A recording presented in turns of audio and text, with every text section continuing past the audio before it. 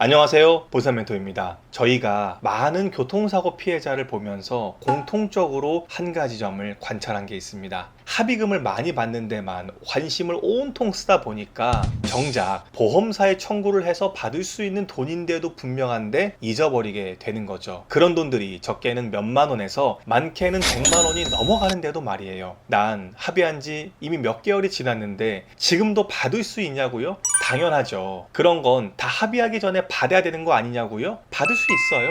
직불치료비 명목으로 청구하는 건 합의를 한 이후에도 상관없이 청구해서 받을 수 있습니다. 합의 전이나 합의 후나 모두 돌려받을 수 있죠. 이번 영상을 끝까지 시청하시면서 내가 자동차 보험사를 통해서 받지 못한 비용들이 있는지 꼭 확인하시고 보상받으시면 좋겠습니다.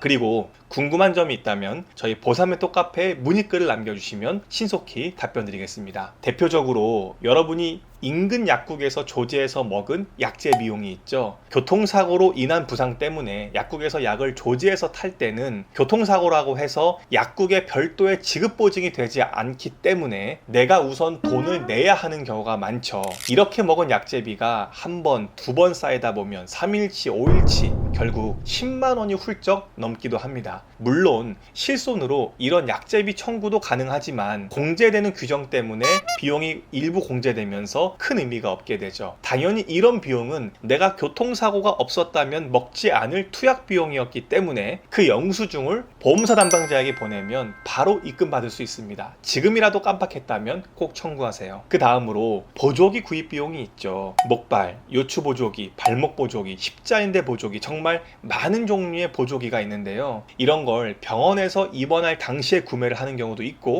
아니면 의료기기 업체를 통해서 구매를 하기도 하죠. 이 금액도 몇만 원에서 고가의 장비는 몇십만 원까지 하는 거라 상당히 비용적인 측면에서 부담스럽죠. 어떻게 구매를 하였든 병원에서 지불 처리를 하였다면 병원 영수증을, 의료기기를 통해 구매하였다면 그 영수증을 보험사에 청구하시면 됩니다. 세 번째는 비급여 치료 비용이 있죠. 여러분들이 흔히 알고 있는 도수치료 비용이나 체외 충격파 비용과 같은 비급여 물리치료가 대표적이죠. 입원하고 있는 병원에서 이런 물리치료를 받던 또는 여러분이 왔다 갔다 하면서 통원으로 치료를 받던 정산할 때는 지급보증이 걸려 있어도 비급여 치료비이기 때문에 지급보증에서 제외가 돼서 내가 부담하게 되죠. 이런 비용이 2회든 3회든 그보다 많든 1회 비용 자체가 상당히 비싸기 때문에 반드시 보험사에 청구해서 돌려받으셔야 합니다. 의외로 여러 병원들에서 이런 비급여 물리치료를 받고 나중에 영수증을 분실하거나 깜빡해서 그냥 잊고 말아버리는 경우가 많죠. 끝으로 네 번째는 상급병실 이용료입니다. 병원에 입원할 당시에 내가 피치 못할 사정으로 1인실이나 또는 2, 3인실을 사용했다면